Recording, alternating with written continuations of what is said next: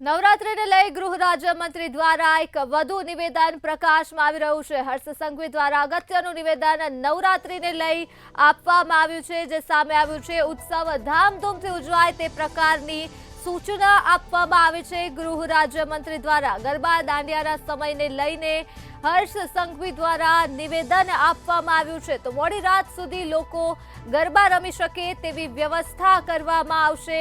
હર્ષ સંઘવીએ આ જણાવ્યું છે, જ્યાં પ્રોફેશનલ ગરબાની પણ વ્યવસ્થા અલગ કરવામાં આવશે। તો નવરાત્રીને હવે ગણતરીના જ દિવસો બાકી છે, ત્યારે પોલીસ આયોજકો સાથે આ વ્યવસ્થા કરવામાં આવશે।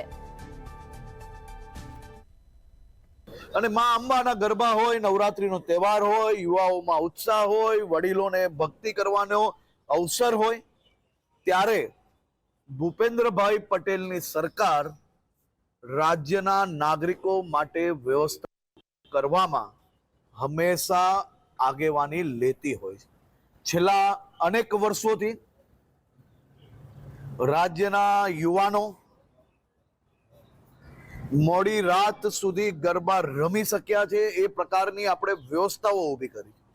નવરાત્રીના 9 દિવસમાં સારો વેપાર કરી શકે અને એ વેપાર થકી તેમના પરિવારની દિવાળી વધુ ઉજ્જવલ બને તે માટે ભૂપેન્દ્રભાઈ પટેલની સરકાર દ્વારા છેલ્લા અનેક વર્ષોથી વ્યવસ્થાઓ કરવામાં આવે છે।